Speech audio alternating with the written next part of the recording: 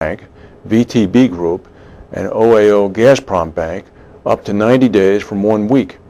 The benchmark MISIC stock index plunged as much as 10%, taking its 3-day decline to 25%. The financial markets in Russia are facing their biggest test since the 1998 crisis that pushed the government to default on $40 billion of debt.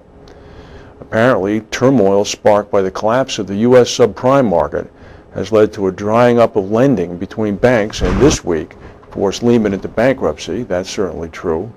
According to Zina Pizziola, who manages a multi-billion-dollar Russian equities fund at Clarendon Liu, quote, "I will tell my clients to abstain from buying Russian assets." The cost of lending in Russia has soared to a record, with the most prime overnight rate, this is apparently bank to bank, reaching 11.1% today. Russian stocks have lost more than $425 billion in value since reaching an all-time high on May 17th. The ruble has lost 4.8% against the dollar since August 8th. That's the date that Russia sent troops and warplanes into Georgia. Investors have pulled at least $35 billion out of Russia in the month since the war.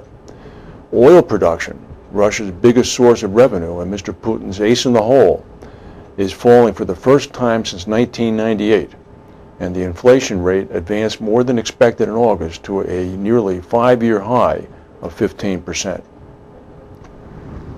Stock market is down about 320 points. AIG is trading at $2.04, so it's down $1.71 from its opening. We'll go now to a word from our sponsors and come back with the rest of the news. Every day, the world wakes up and goes to work, pursuing the unique opportunities that lead the global economy forward. The complexity and close connectivity of today's global marketplace is a true modern miracle that can create unparalleled success. But it takes confidence, passion, innovation, and understanding. Enabling opportunity. Protecting capital. Engineering innovation. Investing in your future. Ensuring continuity. Finding the right balance. It takes Aon.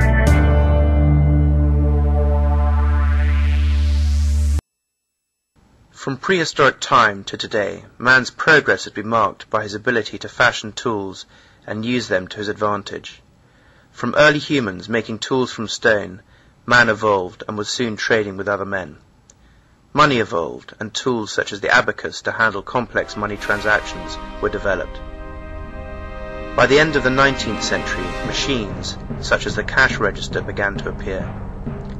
100 years later, we have even better computer-driven machines which track stock, change prices, and automatically reorder. Meanwhile, the reinsurance industry has failed to embrace man's drive for progress. The reinsurance industry today would be as familiar to practitioners from the 1800s as it is to modern underwriters. An underwriter or broker from 1800 would settle nicely into today's business. That is, until now. For the reinsurance industry, pivot point changes everything. Soon it will be understood that the period before pivot point was as dark as the caveman period was before the abacus. Come and see for yourself if you don't believe. After a demonstration, you will understand what is possible. Back to more traditional news. The Florida Office of Insurance Regulation, better known as the Insurance Department, said from Tallahassee that the state's cabinet has approved a rule implementing legislation giving the insurance commissioner discretion to allow reinsurers to conduct business in Florida without posting 100% collateral. State Insurance Commissioner McCarty said that the rule will only apply to the financially strongest unaccredited reinsurance companies, and it will enable his department to further its efforts at finding alternative approaches to improving the state's insurance market. The legislature passed the bill allowing the change in 2007. It gives McCarty the ability to establish lower collateral requirements of foreign reinsurers that are highly rated. McCarty said that Florida needs to have a well-capitalized and well-regulated group of foreign reinsurers to conduct business with. The rule sends a message of openness to the international reinsurance market and encourages the investment of capital in reinsurance for Florida property risk. Also, Mr. McCarty said that the new rule will make foreign reinsurers more competitive in Florida and make the state, quote, a national leader in attracting capital by the reinsurance industry. From your lips to God's ears, Mr. McCarty, we hope that that's true. Ike is still causing some problems in the United States. Most of the focus here is on the Gulf Coast, but let's not overlook the U.S. Midwest. Facing a third straight day without power, residents across the Midwest snapped up batteries, generators, and ice as they waited for crews to restore electricity knocked out by the remnants of the storm. In other parts of the Midwest, residents kept their eyes on rising rivers. Flood warnings remained in effect Wednesday across the region. As much as 10 inches of rain fell in Indiana, Illinois, and Missouri after Ike hit Texas over the weekend. Hurricane-force wind blew in Ohio and Kentucky. About 1.3 million homes and businesses in Ohio alone remained without electricity this morning, and long lines at hardware stores, supermarkets, and gas stations were common. The governors of Illinois, Indiana, Kentucky, and Pennsylvania have also declared states of emergency. The storms brought Ike's death toll to at least 48 people in 10 states from the Gulf Coast to the upper Ohio Valley. It got so bad that the Interstate 80 out in Indiana left a deluge of rain, and for the third straight day has remained closed as workers are trying to pump the road dry. Down to the more traditional area in the Gulf Coast, we have a photo here of Marine One. It has President Bush on board, and underneath you can see Galveston, Texas, or what's left of it. You can see it looks as flat as a pancake. As details emerged of the destruction wrought by Ike in the Gulf of Mexico, oil and gas production slowly restarted at some facilities unaffected by the storm. The U.S. Mineral Management Service reported that 28 oil platforms, or less than 1% of the crude oil and natural gas production platforms in the Gulf, were destroyed by Ike, and that several others were significantly damaged.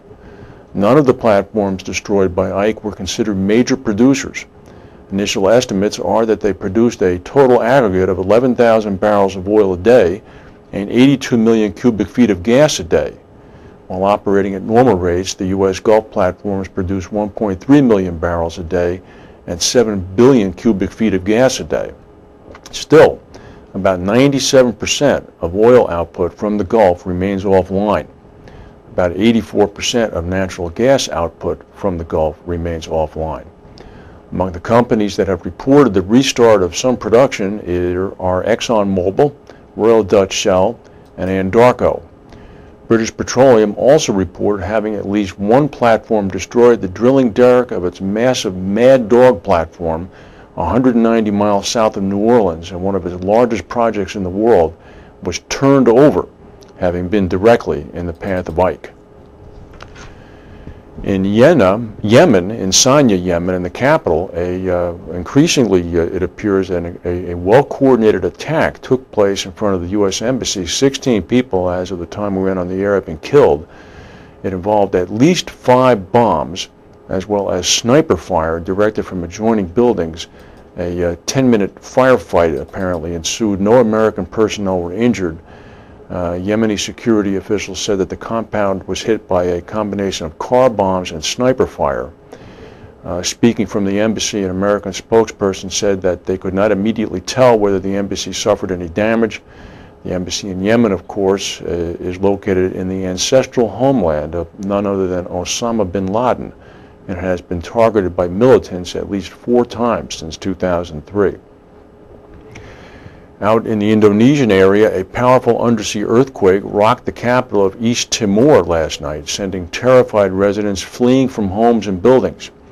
There were no immediate reports of damage or injuries. However, the USGS said that it was a pretty big quake. It was 6.1. It struck 90 miles southeast of the East Timorian capital of Dili. And more news from China on the baby milk scandal. A third baby has died from drinking contaminated milk.